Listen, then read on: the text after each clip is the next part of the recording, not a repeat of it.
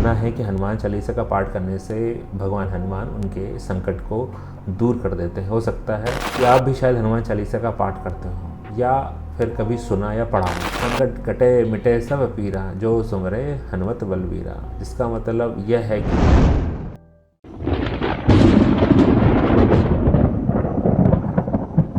दोस्तों, मैं गिरिराज सिंह दिशा दिशा चैनल में आप सभी लोगों का बहुत बहुत स्वागत करता हूं।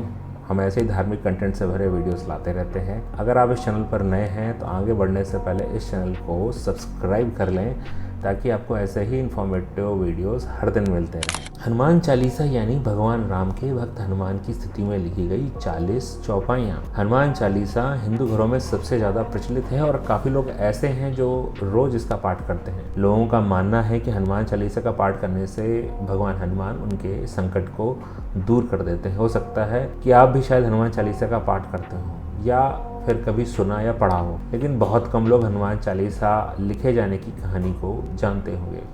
दरअसल हनुमान चालीसा की रचना गोस्वामी तुलसीदास ने की थी और इसकी रचना किसी आश्रम में या दरबार में नहीं की गई थी। हनुमान चालीसा की रचना मुगल शासक अकबर के जेल में हुई थी। आप भले ही ये जानकर हैरान होंगे, लेकिन हनुमान चालीसा लिखे जाने को लेकर यही कहानी प्रचलित है। माना जाता है कि तुलसीदास जी ने अकबर की जेल में इसकी रचना की थी और इसके बाद जो हुआ वो देखकर अकबर भी हैरान रह गया था। चलिए जानते हैं कि आखिर ये कहानी है क्या, और साथ ही जानते हैं कि तुलसीदास जी किस प्रकार से अकबर के दरबार में पहुंच गए और फिर कैसे इस चालीसा की रचना की गई। कहा जाता है कि एक बार जब मुगल सम्राट अकबर ने गोस्वामी तुलसीदास जी को शाही दरबार में बुलाया और तुलसीदास से दरबार में यह कहा गया कि वो अकबर की प्रशंसा में कुछ शब्द, कुछ ग्रंथ लिखे, तो उन्होंने ऐसा करने से मना कर दिया। इसके बाद अकबर ने उन्हें जबरदस्ती बंदी बना लिया था। फिर तुलसीदास लंबे समय तक जेल में बंद रहे।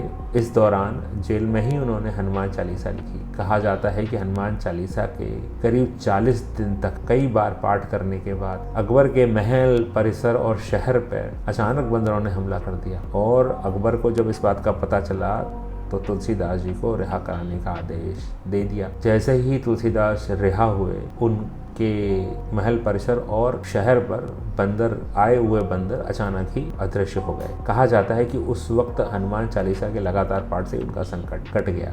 इसके लिए हनुमान चालीसा में एक लाइन भी है, संकट कटे मिटे सब पीरा, जो सुमरे हनुमत बलबीरा। जिसका मतलब यह है कि अगर इसका 100 बार पाठ किया जाए तो हर संकट से मुक्ति मिलती है। ऐसे में कहा गया कि अकबर के बंदी बनाने के बाद ही हनुमान चालीसा की रचना हुई। दोस्तों, इस वीडियो में यहीं तक।